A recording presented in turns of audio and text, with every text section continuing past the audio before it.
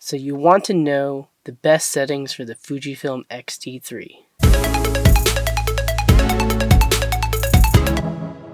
What's up guys, Reggie B Photo here and welcome back to the channel. For those of you who are new, my name is Reggie Ballesteros and I am a wedding photographer based in the San Francisco Bay Area. In this video, I'm going to go over the best settings for the Fujifilm X-T3. Alright.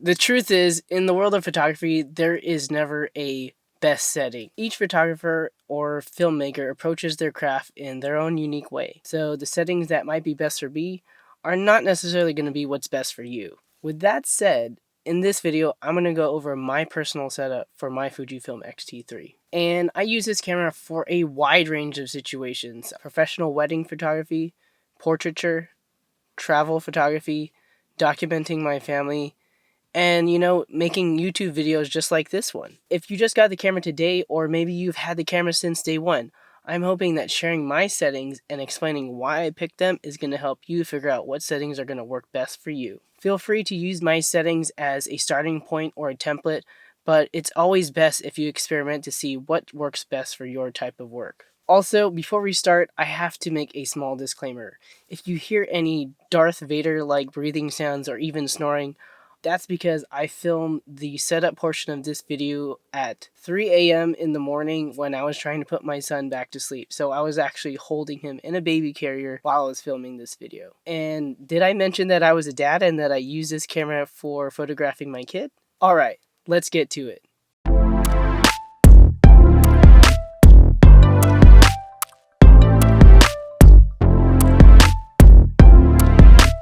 In order to make sure that I'm on the same page as you guys, I'm going to actually factory reset all my settings just to make sure that you guys can follow me along. Now we're getting started right at the beginning, so English, and then let's see. Alright, to get started off, let's go over the controls on the outside of the camera and what I've got it set up to so far. So as far as the aperture dial goes, I just don't ever set my camera to this A mode, which is for auto. I just basically always set my aperture to whatever exposure setting that I actually want. I set my shutter speed dial to T, and then I have my ISO dial set to A. So as far as the focus lever goes, I've got that set to AFS for right now. And then if we go back to the front, I've got my metering mode set to average. I have my drive mode dial set to single shot for now. And going back to this, the average mode is very key for any situation that you have preview exposure off. So this is really useful for flash situations where you're using off-camera flash. When you turn preview exposure off, the screen doesn't just change from bright to dark and go all crazy on you. It's going to be a very slow and steady change to what the LCD and the EVF is going to be showing you. Now we're going to get into the menus. So for the image size, I usually have this set to either the standard 3:2 large or 16:9 large. So 16:9, I would set that if I want to take any JPEG photos that are size for either using in movies or also to send to my Instagram story, because the Instagram story is default 16:9. So, but I'm just gonna leave that at 3:2 for now. And for the image quality, I'm gonna set this to raw plus fine. So the reason why I'm going to do this is because if I set it to raw plus fine, then I'm actually going to shoot raw photos but also be pumping out a JPEG at the same time. So if I ever want to transfer anything to my phone, it's already going to be ready to go and to send out. For wedding days, I actually just shoot raw only, just because I want to save space. But in this case, just for a normal shooting situation, just every day, I actually shoot in raw plus fine. Let's see, and then going along, I always just use lossless compress, just because there's no quality loss in the compression and you just want to be able to get as many photos and video on your camera as possible. So I think lossless compress is a no-brainer here. And then as far as the film simulation goes, my default film simulation is Pro Negative Standard. Over my time shooting with Fujifilm, I've noticed that Pro Negative Standard will give the most accurate representation of what the raw file is actually going to look like in the end. So moving along, I have the grain effect to off, color chrome effect, which is kind of like a contrast sharpening clarity boost to the JPEGs, have that set to off. Then white balance set to auto for photos. Dynamic range is set to 100. The thing about dynamic range is that these will only be affecting the JPEG images. If you shoot in RAW, you're going to get the most dynamic range possible just because you have the flexibility to edit those photos in post. I have dynamic range priority set to off, and here I have the highlight tone set to -2.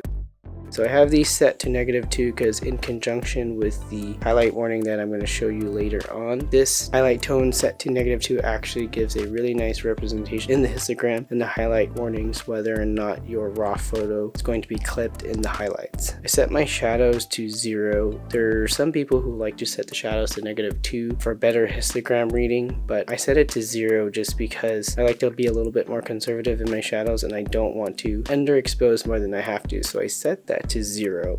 And I have color set to 0, sharpness set to 0, noise reduction set to 0, and I turn long exposure noise reduction off. I just like to turn off all noise reduction because I usually shoot in RAW anyways. And I have lens modulation optimizer set to on. This is for the built-in lens correction profiles, I believe. The color space is set to sRGB just because I'm always exporting my final JPEGs out to sRGB anyways. If you set it to Adobe RGB, you'll notice that between the raw preview and the JPEG preview, there's going to be a difference in kind of like the red tones for the most part. Pixel mapping, I don't do anything here. This is if you have hot pixels in your camera. And then we have select custom settings. So I will actually go over what I have broken down for those ones. My default one, which I nickname Pro, is what I use for all my pro wedding and portrait session gigs. As I said before, I have dynamic range set to 100. Film simulation is Pro Negative Standard. Grain is off, color chrome is off, white balance is auto, highlight -2, and so on. And I set that to the name Pro just so that I know that's what it is. That's my #1 custom setting. Quick tip, whatever you set to #1 for the custom setting is what your camera is going to default to whenever you change the custom setting. For custom setting #2, I have it nicknamed Chrome, and this is what I use whenever I want to just shoot out a quick JPEG to my phone or just not really edit it very much, be able to share that pretty quickly. So I got that set dynamic range set to 100. Film simulation is set to classic chrome, and I have grain effect to off, and I have color chrome effects set to weak, just to put a little bit more clarity in the photo. And then I have white balance set to auto, highlight set to -1, shadow set to -1, color set to -1, and I have sharpness 0, noise reduction 0. This is my default black and white profile. I just use the acros setting, and I have everything pretty much set to default here. This is my last one, which is my time-lapse setting. If I'm going to shoot them in JPEG, I want them to match exactly to what I have set. Later on, I'll share with you guys what I have for my movie mode custom settings. So this I have set to dynamic range is 100. And the film simulation is the Eterna Cinema profile. And going through here, I have highlight tone -2, shadow tone -2. Color is -4. I have sharpness at 0, noise reduction at 0.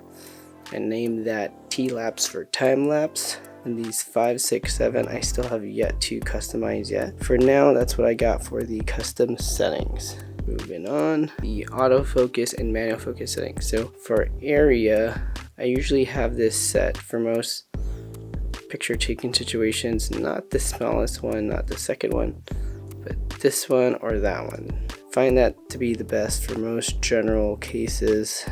And then let's get back in there. As far as the AF mode goes, there is single point, zone, wide tracking, and all. Single point is obviously single point. Zone picks different amongst a smaller, 6-point area right here. And then you have the wide tracking, which kind of picks around everything. You set it to all. This enables you to click this button in the middle and as you open it up more, it's going to actually increase to zone, more bigger zones, to wide, back to single point. So use that if you're going to be cycling through very much. For me, I actually don't prefer doing that. I just keep it to single point for now, and I'll show you guys how I set that up with a custom function button.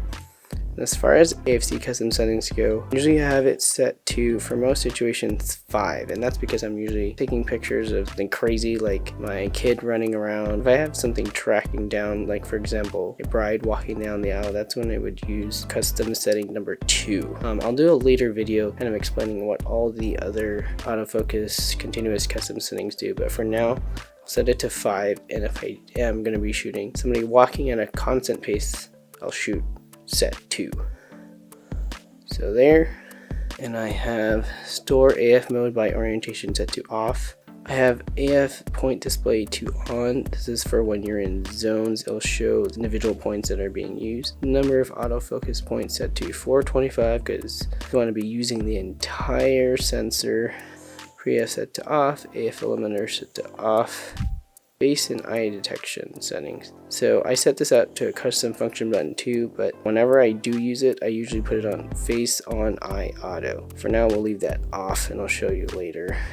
The autofocus, manual focus, I leave set to off. This basically enables any type of manual focus override all the time. I just leave that set to off. And for manual focus assist, I actually set to focus, peaking, and highlight red. I'll show things in red whenever they're in focus, if you see that. I turned focus check on. This basically zooms in a little bit every time you manual focus. So here, once I start manual focusing, it's going to zoom in, and I like that so you can kind of tell what is in focus quicker, and then when you're about to shoot, it zooms back out. That is what that feature does. Next thing is interlock, spot, auto exposure, and focused area. I'll leave that to on. Instant AF setting is set to AFS. This is when you press the shutter, and a manual focus setting, it'll actually let you be able to pre-focus, and I set that to AFS. Depth of field scale set to pixel. To be honest, I'm not really sure what that is, but I set it to pixel. And release and focus priority. So AFS priority is set to focus. AFC priority is set to release. And touchscreen mode, I usually set this to area. So let's see, go into the drive settings. One thing I do like to change is the bracket setting, and I like to change the bracket setting to auto exposure bracket. And then here, go into auto exposure bracket and choose 7 frames. That's 3 above and 3 below. I set it to 1 full stop. And then let's see, I put it to continuous. I set it to -0 plus. So that's going to give you the underexposed first, correctly exposed, and then the overexposed. Cool thing with this is if you set it to the bracket mode, it's going to bracket the exposure really fast, like that, and that is really useful. So that's how I got that set to. Continuous high speed burst set to 11 frames per second because I always use mechanical shutter for the most part. And then the continuous low I have set to 5.7, and then I don't do anything here. Sports finder mode is set to off. Pre-shot electronic shutter mode set to off. I'll start recording kind of photos before and after you hit the shutter. It's kind of like live photo or whatever the equivalent is on Android. That's how that works. So self timer I have set to off, and for interval time shooting I usually have that set to 0 and infinity. It actually doesn't save the settings till you start it, but do it once and then cancel. That way it's saved in there. Shutter type, I always have it in mechanical shutter, just because electronic shutter will sometimes have banding issues or have issues under different fluorescent type situations. I have flicker reduction set to off. And then for my auto ISO, I usually shoot in manual ISO for the most part. I never shoot in auto, but I do preset these just to the way that I like. So this first one I use for most of my default situations, which is default sensitivity of 160, and then I put this up to 6400, and I have this set up for people. So I leave my minimum shutter speed to 1/160th of a second. Then for auto 2, I leave these for people where I am fine with going into higher ISO ranges. So I'll go back and do that 1/160th of a second. And then my last one is for any type of stationary objects where I'm going to handhold the camera. So I have that at 6400, and then I'm going to put this at, I believe, 1/15th of a second. Yeah, that's what I had it before. And then for this mount adapter setting, this is basically if you hook up a lens that is a manual focus lens, and the two manual focus lenses that I have are a 12mm lens and a 35mm lens. If you don't have a manual focus lens, then don't worry about that. You won't need to change this part. Wireless communication, that's going to take me to the wireless communication feature, which we'll touch on later. So flash settings, always have it on manual, never really change it to anything else. You can change it using this, but for the most part I have it on manual. That's just how I do it. It's how I prefer to shoot flash, so I don't touch these. Movie modes. Alright, my default settings here are 4K 16:9, and I do 23.98 because that is the most cinematic look. And I set this to 200 megabytes per second because I don't like shooting in H.265. If you shoot in H.265, which is the HEVC, you better have a fast computer to be able to edit that. For most people in most situations, unless you're trying to get the maximum, you're doing professional filmmaking, you don't really need that. So H.264. And if you hear somebody snoring, that's my son snoring because he's currently hooked up to me in the baby carrier. So for the full HD high-speed recording, when I do use this, I set it to 5x here, but we're going to turn that off. And for my film simulation for filmmaking, I set that to Eterna. I have white balance, I usually pick it, so I guess I could put it on Kelvin. Put it on something generic like 5600. Then dynamic range I always set to 100. Highlight I have to -2. Shadow set to -2. Color set to -4. Everything else set to 0. F-log recording set to off. The 4K interframe noise reduction set to off. Full light correction set to on. I'm not sure what that really does. Focus area, I'm always going to have it pretty much in the center unless I change it to face tracking. Let's see, movie mode. These two, this one goes based on the area, and this one will go based on whatever is closest to the camera. And as far as the, alright, sorry about that. As far as autofocus continuous settings go for video, I like to have tracking sensitivity set to 1. I like to have fairly quick responsive tracking to change between different subjects. You put it to 4, it's going to lock on to whatever subject, and you put it to 0, it's going to switch subjects very quickly. And the AF speed I set to 5. The only time I would set it anywhere lower is if I'm trying to do a nice, rack focus shot. Face detection settings, if I'm going to use this, it's on face and eye auto, but I set that to a custom function button. You'll see that later. Manual focus assist, I have this set the same way that I do on photos. I have that set to red high, focus peaking, and focus check I have on for manual focus. I don't touch these, as I don't do very much HDMI recording. For HDMI output info display, if you use an external monitor, turn this on and you'll see the display information, like your exposure settings. If you're going to be recording, you probably want to turn that off unless you're trying to record a menu video kind of like this. I have this HDMI record control set to off. Zebra settings set to right, and I'll set this as high as it can go.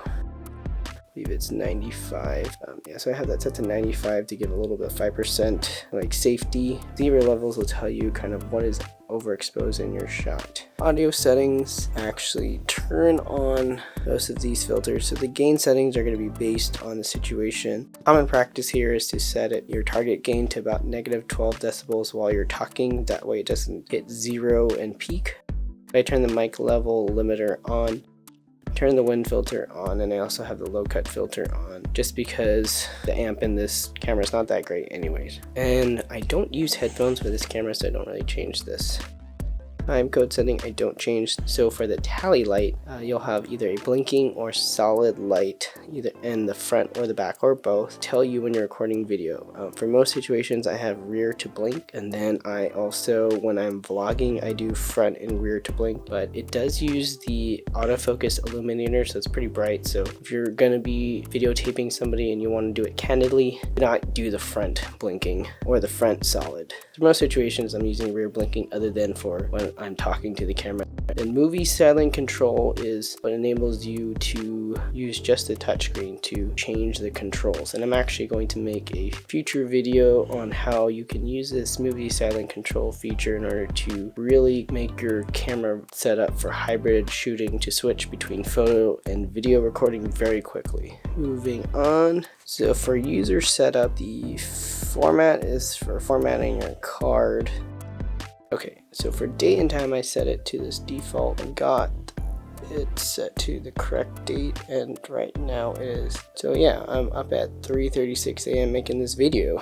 So time difference, I don't do that, I just keep it at home.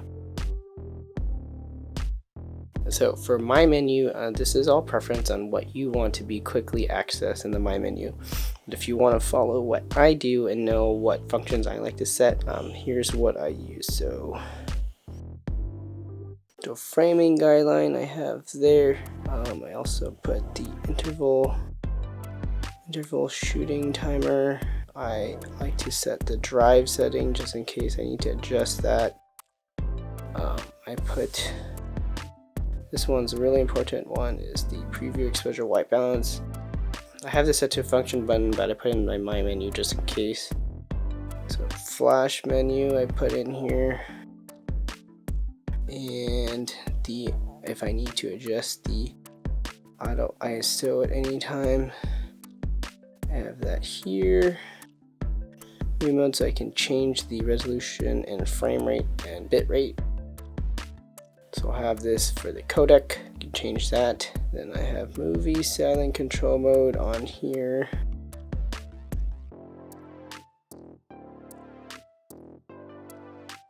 And I also have the tally light settings on here and the zebra adjustment. Let's see, I think that's it. And those should be ranked kind of how I like to use them. The my menu, basically every time you go to the menu, it's going to pull these up. I already have these loaded up and ready to go. Going back to the user setup, I already got the my menu set up. So for sensor cleaning, I have this set to only when I switch my camera off, not when I switch it on. I don't want it to affect how quickly I turn on my camera. So for sound, I set everything to off. Don't really need any reason for these noises to go off at all. Playback volume is, you can adjust that on the fly. I don't care about the shutter sound. Then for EVF brightness, I actually leave that set to manual, but that's 0, and I have this 0. I have all these to 0, and I adjust these throughout the day while I'm shooting based on the lighting situation. For image display, I have that to 0.5. For auto rotate displays, I have that set to on. For preview exposure and white balance, I always set this to on unless I'm shooting with flash or off-camera flash. This natural live view is supposed to turn off all the picture effects, but I don't ever have that on. Framing guidelines I leave at grid 24 for most situations. And this is the auto rotate playback. I have that on as well. I set my focus scale units to feet. Aperture for cinema lens, I set this to f. Don't change this. And for display custom settings, so in here I check off every single thing except for the AF distance indicator.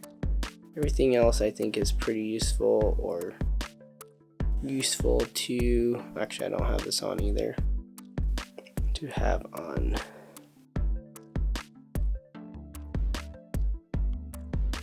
And this is what my screen usually looks like.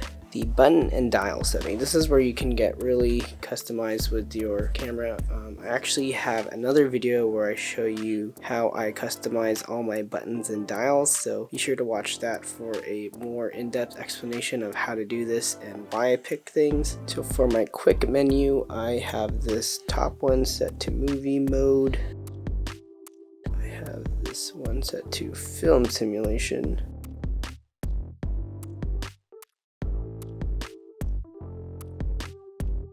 Set this to dynamic range, and white balance, I keep that. Here I put this to shutter selection. It's a mechanical or electronic shutter. Leave this on image size. Image quality is fine. Set this to self timer. This I have highlight, shadow, color, sharpness, and here I select this to select custom settings. And I set this to the brightness of my EVF and LCD. Keep this at flash, and here I put this at face and eye detection.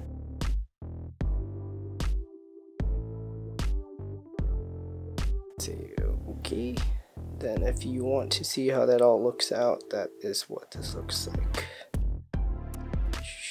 Cool thing is for this, you can change this to fly to change your settings. So I like to do that, and we're going to set that here. So now we're going to get to the button customization. This is where things really come into play. So I set this top one to Bluetooth. So if I need to ever turn on the wireless communication to transfer photos, that's where I do it. This one, which is the front of the camera, I set to face and eye detection. This one, up button, I have set to AF mode. This I have set to white balance. Right D-pad I have set to select custom settings. Down button I have set to select AF custom settings. So for touchscreen up, I have this set to boost mode, the performance boost mode. This one right here is a really important step. So all of these are based on preference, but this is the one that I really recommend you turn something else, because everyone enables sports finder mode on accident. This is the 1.25 crop mode, just to show you what this sports finder thing does annoyingly. So that will shoot in this cropped, and you'll only get a cropped image as opposed to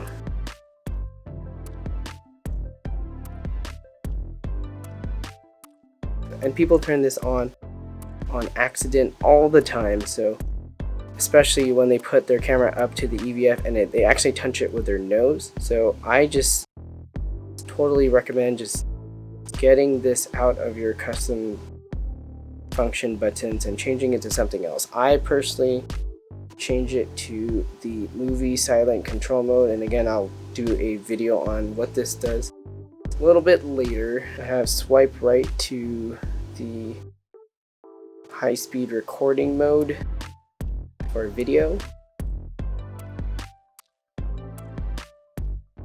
I have the down swipe set to the mic level input. If you're into video or filmmaking, this one I would highly recommend, as it's super useful to have. Auto exposure lock, I set this to preview exposure white balance in manual mode. I have it set this way so I can turn off the preview exposure on and off depending on whether I'm using flash or not. I have the autofocus lock set to the RGB histogram. and the rear dial set to zoom. So the RGB histogram, I can kind of pull this up so that I can dial in my exposure a little bit more detailed than that smaller histogram there. Going back to button and dial. So the selector button setting I set to function. If you want, you can actually turn this to the focus area settings, and it'll just like let you choose the focus, but I just personally use a joystick for that. So continuing on with the button setting, I have command dial settings for the front set to aperture, exposure compensation, and ISO, but I actually move up the ISO one, but exposure compensation here. I have shutter speed on the back. And remember how I said that I set the shutter speed dial to T? Well, if you actually, so these ones I leave at default. And then if you have the ISO dial set to command instead of auto, what this allows you to do is use the front dial to change your ISO and the back dial to change the shutter speed. In most situations, the shutter speed can be changed, a few notches down and a few notches up, but you can't go any further than that. If you set it to T mode, you can set it anything you want. And for me, I really fine-tune my exposure, so this is definitely helpful. And I realized the heater is on, so I apologize for that. Let me turn that off. So sorry for that. Okay, shutter AF I have these set to default on. Shutter AE I have set to default. Shoot without lens I have that set to on. This allows you to use any vintage or non-autofocusing lenses. Shoot without card, I definitely recommend setting this to off. That way you don't think you're recording or shooting something and you're not actually. I've set this to clockwise, and I have set this to linear. This is really good for manual focus pulls when you're filmmaking. Let's see, I have these two set to switch. Basically, I don't even use these anyways, but I set them to switch. Aperture ring settings, have this set to command. So one last thing is on the touchscreen, it's usually set to off by default, factory. Turn that on. And this is another important setting that you really should change, is your EVF touchscreen area settings. So I like to set this to the right side, because I am a right eye dominant photographer and my nose is usually on this left side of the screen. So this ensures that your nose will not be touching the screen on accident. But if you are left eye dominant, I would assume you would use this one, and then lock basically locks all the buttons, which actually sounds useful because I could use that when I let my kid play with the camera. Let's see. Power management, I have this set to the default of 2, and then performance can change this between normal and boost. So one thing I like to say is, if you ever notice that your screen is flickering or going dim, this is because normal mode has some power saving features to it. Leave it to boost, you'll never experience any frame rate drops on your EVF, or it won't dim either. Alright, so save data setup. So I leave this frame count to continuous. You can have it reset every single time you format. I have save original image off. My file name I just leave default. And then card settings. So I usually have this to sequential. If I do load up another card in there, you can either choose to have it backup or do RAW plus JPEG. For the most part, I'll have it in sequential. If I'm shooting professional job, I'll put it to backup for RAW. But yeah, usually I have it as sequential. And these I leave. Now we're in the connection settings. So for Bluetooth settings, you can pair this with your phone, and for Bluetooth you can turn that on or off, but I told you I have that function button setting here where I can turn it on and off. Make sure to have this auto image transfer set to off, or else it's going to try to send every single photo you take to your phone all the time. Smartphone sync setting, I don't actually turn any of these on, because if I do, it actually changes the time on me when I don't know. So network settings, I don't change this. PC autosave, I don't think I do anything here. Don't use an Instax printer. General settings, let's see, I have, this one is important. I think if you put this on, it actually saves a 3 megabyte or 3 megapixel, I forget, image to your phone, and it's just faster to transfer. Most time you're not using the images at full resolution for anything on your phone, so I like to set that here to make faster transfers. I have this set to Bluetooth pairing.